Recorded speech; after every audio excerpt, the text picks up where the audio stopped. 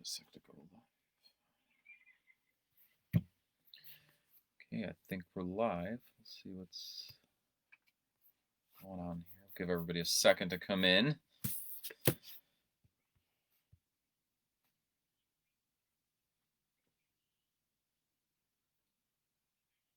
sure this is going.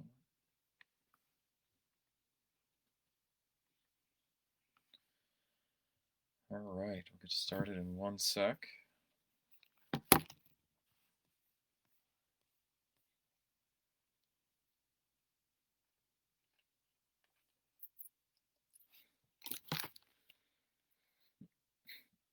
What? I was trying to get the sticky stuff off of me. Okay. All right. I think we'll go ahead and get started. So we want to welcome everybody back for episode 7 of card collecting, right? Yeah. And Mason, what are we talking about tonight? How to sort your cards. How to what? Sort your cards. Store your cards. Store your cards. So one of the most important things in the hobby that kind of gets forgotten about is just how to protect. So yeah, most people always think that the cost comes from buying cards and things like that, but you'll spend some money on, you got to spend it on the right to protect your investment, essentially. So getting the right thing. So that's what we're going to talk about tonight. But before that, just want to remind everybody, once again, that our June brochure is up. We have camp spots left. We are running in-person programming, which we're really excited about. We have camp open, we have hockey open, we have some dance stuff, some martial arts. We also have like our camp in a box that you can order that you can come pick up from us. So we have a lot of new and unique offerings. So be sure to check out our offerings. Our camps are going to be starting next week. We do have some spots left, so be sure to check it out. So I guess I should introduce myself again if this is your first time. My name is Patrick Bodom. I'm the superintendent of recreation here at the Hoffman Estates Park District, and I got my helper and my son Mason. All right. So, but be sure to check out our guide. We got a lot of great stuff. We're taking all the necessary precautions and safety measures too with our staff. So it's much smaller group sizes, and so we'll have, if you're interested in our programs, we do have those precautions we are taking on our site as well. So, all right, let's get into it, Mace. How about it? All right. So we're going to talk about protecting your cards. So you get all these cards all the time, and you pull it out of a pack, and you're like, what do I do with this? Do I just hold on to it? No, that's probably the worst thing you can do. So most people, when you pull the card, you're going to put this in something right away. Like a sleeve in the case. A sleeve. So let's talk about sleeves first. That'll be the first little thing. That breeds. So one of the things you can buy, one of the cheapest investments you can buy for cards is card sleeves. This is basically, these maybe run $2 for 100 of them, or maybe $1. They're usually pretty cheap. Get them on the card shop. You can get them on Amazon. Card sleeves are a big thing. If I can get this open. Does it for the card doesn't get smear on it? Oh yeah, so you don't get any scratches on it or anything like that. So it's basically just a plastic thin sheet that's just a protector for the card. So it kind of just goes over it like that. It is that simple. But this is one of the best things you can buy. This is going to go hand in hand with a lot of other stuff I'm going to show you tonight. So with that, card sleeves, pretty simple. Pick up a couple packs of these. They come in hundreds. Great thing to have. Now you're like, okay, well, what do I put in after that? So one of the things is, it's called a top loader. I'll open this up. Cases. Top loader, hard case, something like that. This will be your basic run-of-the-mill. This is kind of what you want to have on hand too. Having a bunch of these is always key. Can I put the card in there? Yeah, you can. So I'll give you one to put in the case. So go ahead and put in the case. I'll show the case. So these cases are pretty standard if you were collecting in the 90s. These look pretty familiar. They're kind of a... Is he a good player? Oh, it's okay. So semi-rigid, a little bit thicker. Got an opening on it, but yeah, this type of holder is one of the best things you can buy as well. Sometimes you got to tap them down a little bit, but when the card's in there, so keep in mind too, which most people don't realize, you can see the sleeve is still on the card. So it's almost like a double protection for the card. So keeping it in the sleeve will keep the card secure. We'll actually have it, why do you need 2 protectors? Well, that may just keeps the card safe and keeps your corner safe. So this is the best. This right here is like card collecting 101, I guess, at the heart of our series here. But this right here is card sleeve, and case. That is one of the best things you can do. All this other stuff you can buy, but you don't need to. If you're trying to protect your better cards, this is one of the easiest, simplest ways. These are not expensive as well. You can usually get these for, I'm thinking like maybe like $5 for a pack of 25, or maybe a little less than that. It's probably a little less. It's probably like $2, $3. Yeah. Can you get them on Amazon? Yep, you can get them on Amazon. Go to your local card shop though. Support the card shops, right? So yeah, these are pretty cheap. So if you're just getting into cards and you want your basics on how to get started and what to protect, that is the best way to do it. So that's that. So we talked about sleeves, we talked about that. Now there is I'm gonna take this card out because we're gonna use this one again, if I can get it out. You wanna open that up, Mace? Yeah. So now we're gonna talk about a couple of different types of cases. So here, you can actually open it. I feel like I'm gonna pull my teeth yeah, out. don't hurt your teeth. Oh. It's just this at the bottom. All right, so there's something called a mag. So it's a much thicker case. This is a hard case, hard plastic. For like the sides for it again? Yeah. So one of the things is this is magnetic. So this is kind of like they used to have screw down ones back in the day. They still have those. Most people don't do those anymore because sometimes they can press on the card too hard. But what's nice about these, it actually has a recessed area that fits your card. So right where this comes out. And they actually do a good job. Cards have different sizes as well. You can see they have different types of sizes for all of these stuff. So most cards are based on this little scale here. 35 point is your basic card. 55 point, 75, 100. I mean, there's cards that are that thick that are at the 360 there. So that's card thickness. So all of these cases will always have a thickness on them. So if it's just a basic card, and sometimes the cards don't say what thickness they are, you kind of have to just eyeball it and see what fits it best. But with this case, it comes apart in two pieces. So this kind of slides in and fits together and mags together. So it's just a magnet. It's a magnet case. It is a magnet case. They call it a mag for short. Yes.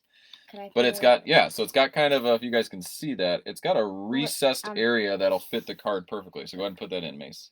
Oh, could I shut it? Yeah. So once Mason put the card in, it'll sit in that recessed area perfectly. So go ahead and put your top on. Can you go put it together? Okay, I'll let you put it together. Kind of just slides together. There you go. And now it's together. So that is another option. Now, this one probably has a little bit more controversy than other cases because a card like this that has a kind of a shiny metallic finish, some have said that it scratches the front of the cards. I've never seen that, to be honest, but you definitely got some people out there that do think that.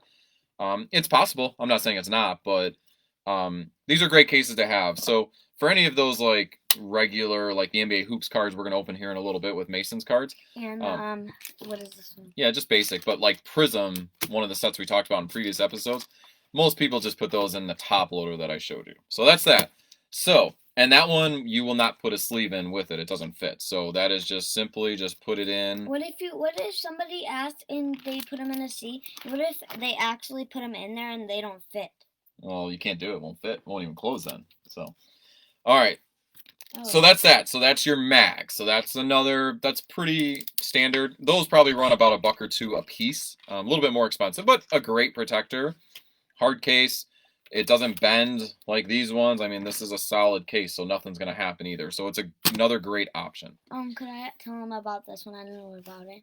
Yeah, one sec though. So those two cases I showed you. So we got the top loader and the mag are the best ones. Now we're going to move on to the last one. These ones are like different of these ones, but they have like they're bigger than this one. Yeah, so this is called a semi-rigid case, which I'm gonna find my. When you want to get them graded, can you hand me the bag of them? This one. So it's called a card saver. No, this one here. These are called card savers. These I guess most people probably would say they're kind of the old school days.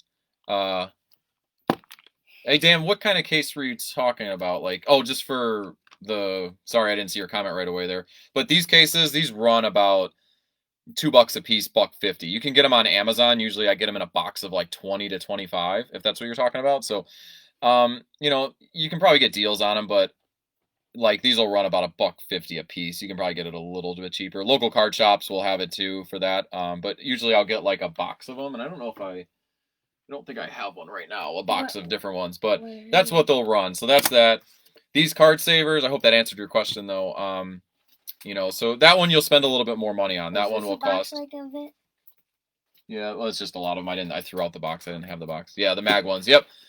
Yep. No problem. Thanks, Dan. Great question though. Look, there are more. Well, yeah, it was Dan. He was answering our question. So one of the things too. So like I said, card savers. These are a very bendable case. If you they can't look. I'll show you. I want to show. So these are here. Let me show one sec. So these are very tightly packed. You can see that you have to, and these are very difficult. So you're still going to have your card with the sleeve on it. The card is different of this because when you bend it very hard, the card could break, right? Yeah. So this one you do have to be careful because you got to kind of like squeeze it together a little bit to get the card to get in because it kind of gets stuck at the sides. Now these cases are great for a couple reasons, and you know, and you kind of have to separate them a little bit to get it to work. So that's how it's going to sit. The nice thing about what were you going to say? Go ahead. Could you when you want it, could you get those graded in those cases? Yeah, that's what we're going to talk about. Good job. So what Mason was referring to is when you get your cards graded, like we talked about in our last episode about sending your cards in. Like my purple Zion you put in that case. Yeah. You always, most likely, if you're submitting through a card shop or you're just sending it in, this is how they accept them, these semi-rigid cases. So I always keep a stack on hand if I got a bunch of cards I'm getting ready to submit for grading. You're going to do your plastic sleeve, the card, and then you're going to put it in here. Sometimes people even say if you want to put like little pull tabs on it so the grader can get it out easily. These are definitely harder to get your card out of. So these are what you submit for grading. So anytime you're going to have to take it out of that hard case you had if you're sending that grade card in to get graded. Most of the time between Beckett and PSA, it has to get graded in one of these. So that's how they take them. That's how they submit them. That's just how they do it. The other thing with these that's a little bit different is your card's not going to move in here at all. It's so well because it's so thin. It kind of like keeps it secure. So most people are like, "Well, this is a flimsy case." Could these cases make it move? No, not that one as much, but on your regular top loaders, if the card doesn't fit right or is a little bit thinner, it may move around. It could fall out the top. These ones, you get no movement. So these are just as good, actually. I got another one. Could these shake in here and then fall out? Yeah, they can. I've had that happen once. I had a wrong size card in too big of a case, and the card fell out, hit the ground, and ruined the card. That was terrible. Right after I left the card shop. What if you had like a good design and you dropped it on the ground and ruined it? That'd be terrible. So, all right. So we talked a little bit about the cases. Those are going to be your basics for cases. And are we doing this one now? Well, we're going to talk about storage now. So you've seen us open a couple boxes. We're going to talk about storage of your cards real quick. Pretty simple. We're going to show Mason's handy dandy binder here. This is something we all remember as kids, or if you've collected when you were younger. They were these binders, kind of like what you see. I'll turn my camera down here a little bit. This is basically... I got Luke at the bottom. You do got a Luke there. This is a great way to keep cards. Now, I will say some of the pages, when you buy these pages, they're very cheap. You can get them at Walmart. I would get the Ultra Pro is the brand. They'll say they got a kind of a little tag right here. Can we go at the end and show the jersey cards? Yeah, we can. Hold on. So we'll do it right at the end. But yeah, so these I would go with the better pages. Spend a little bit more money because the cheaper pages that you get from like Walmart, sometimes the cheaper pages from Walmart, they don't hold the cards. If you do this, they kind of fall out sometimes. So spend a little bit more. You can use any binder. If you got a binder at home and don't want a Pokemon one? Yeah, you could do whatever binder you want. If you got an extra binder laying around, you don't have to go spend the money on something like this. You can use whatever. But they do sell these binders too. It's just a cool card collecting binder. Could you buy these on eBay? Yeah, you can buy them anywhere. You get them anywhere. Mason wanted to show his he's got some jersey cards in here, which is kind of cool. So they don't fit as well. This is probably going to be more for your normal cards. So thicker cards, it's harder to fit. So did you see the blue card in there? I did. Pretty cool. Blue, So a couple other quick storage options. These are basic, just count storage boxes. BCW is one of the companies, but you can get these from your local card shop. This kind of just opens up, almost like a pizza box. Is that the graded box? Well, these are the ones I got to send in to get graded. Could I see them again? Oh, in a minute, when we're done. Okay. So this won't fit your card holders and stuff like that. So if you got, this is more for like grading to put them in there. See, Dan said your jersey cards are sweet. Yeah. Got a lot of them, huh? Yeah. He's really into jersey cards right now. So these ones, This is good for just base sets and things like that. If you're just looking to store your cards without cases or anything like that, these are great for it. Cheap boxes. Once again, these boxes, all these supplies I've kind of showed you so far, are pretty cheap and easy to get. So here, can I show them this one? This looks like a shoebox. This is gonna be pretty standard at your card shop. I got stuff written on it for who's in what box. So one of the things. Why are there papers in there? Oh, it's because I know who's who. So one of the things is this box looks like a shoebox. But this is gonna fit your cases as well. You can see I have actually some mags in here with some cards, and there's a jersey card right there. Jason Tatum. I don't have a jersey. So look at that, Jason Tatum. Yeah, it's Jason Tatum. So these are Jason Tatum was one of my favorite players, obviously going to Duke. But this is a great storage, and this is the one you're going to see. Sometimes they even sell these foam inserts, or you can cut out foam from somewhere, and I do it just so the cards don't move around. Could you do whatever you want it with it? You can, like, if you have like a piece of box, you could put it in there. You can do whatever you want. Yeah, this one you can kind of customize. I will say there are two styles of these boxes. Now you're going to have ones that have multiple rows. They get really big sometimes. I think some of these can hold like 6 or 7 rows. Do they cost $2? Yeah, they're like a couple bucks, depending on the size. Good job. Yeah, $2, $3. They do have graded ones as well. So when we went over those graded cards last week, those are a little bit taller. They won't fit in here. So sometimes just ask your local card shop, and then they will tell you like which box to get. So if you have some graded cards you want to mix in here, I would get the graded box. It's just taller and just fits it. So that is that. So those are your couple main just easy ways to store your cards. Couple of things I'll go off. Mason obviously showed the binder, but this is like a 100 count 2-piece box. This kind of separates, and then you can. Could I say my question I was gonna ask? Yeah, what are you gonna ask? Could you when you have this could you put your good cards in here? You can put your good cards wherever you want. So that's another just simple easy case. Just separates, comes together. I usually use it for like my sets and stuff. Another weird thing, which this is kind of funny, not weird, but why those are so big? These are graded card sleeves. So some of your graded cards, these will fit over it. So you're not just protecting the card now you're protecting the case. So some of those mag cases, they're called team bags. I will put a team bag. It kind of goes in its own sleeve. So they make sleeves for your cases. So that way, like, because sometimes the front of those mags, these can get scratched up very easily. And if you're just trying to keep it nice in here so it's easy to see. Could those fit on here? Yeah, you could use these on there. It doesn't matter. Like, I mean, they're bigger, but it's fine. It just protects the outside. I do use them for my graded cards as well because I like to protect the graded cards. Since I spent all that money on getting it graded, I want the case to stay nice. So that is a big thing. I have one more question. Yes, what you want? Remember the Zion rookie when he went to the Pelicans? Mm-hmm. Is that one in the big ones? Yep. Okay. So the last thing I want to touch on real quick, because I know we're already at 18 minutes and we've been going pretty long here, is shipping. And this will kind of be in another episode too, but I want to just touch on this, like more supplies to have. This is a size like 0 or 000 or 00 envelope, padded envelope. This is a great thing to have when you're shipping cards out. I keep a ton of these because if I'm shipping or sending or mailing cards to other people, these are what I use self-sealing. Now within that, the one thing you want to make sure is when you're sending your card, and you can find like pieces of cardboard you can use. A lot of people just do that. Could you write the if you have any players, you could write their names on there, and then you could keep collecting. You can use these for storage, so this can separate your cards. But these sometimes come in boxes or packs. They're kind of like just blank cards to throw off the size of the pack, so you don't know what's in it. But these are used. Sometimes I will tape 2 of those on the outside of my card, so then the card doesn't bend in shipping. So just proper shipping is great too. You know, just being able to make sure your card is going to arrive to that person in a secure manner. Like I will do a lot of like prep work on that to ensure that the cards get to the next person without any damage or anything from the mail service. So good to keep just some small envelopes on hand, padded small envelopes, and just pieces of, you can use pieces of cardboard. These sometimes you can get out of packs, save them. You can use them for shipping.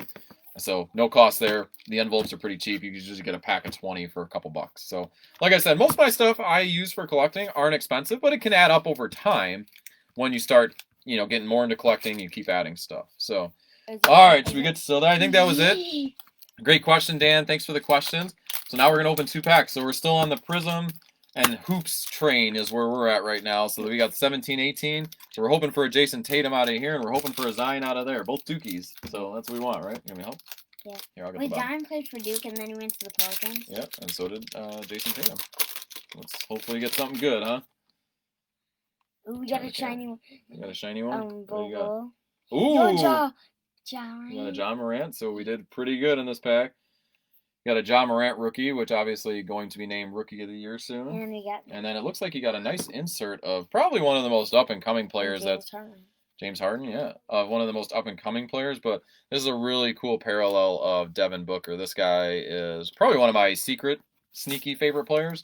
I would not be surprised if he gets an MVP one day. So he's been. It's a rookie one. Yeah, it's Ja Morant rookie. All right, so now we're hoping for a Jason Tatum out of the Prism.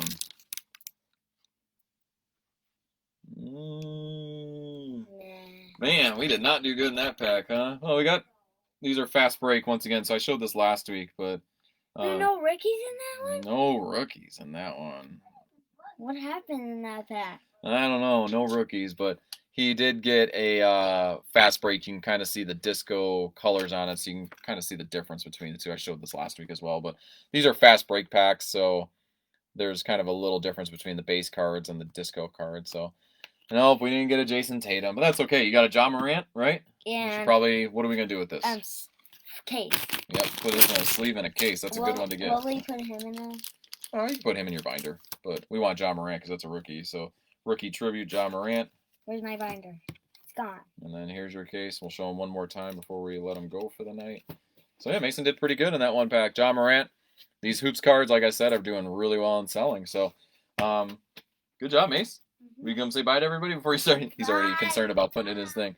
So thank you guys for coming out. We will be back next week to talk a little bit more, and Bryce, come in the video real quick. Oh, well, Bryce wants to come too. Bryce, come so, here it's okay. But thank you guys for coming out once again. From everybody here at the Hoffman States Park District, be sure to check out our new programming, and we're excited to get things rolling here. So, don't hang up yet, my brother's coming. I don't think he's coming. He's busy. All right, take care, everyone.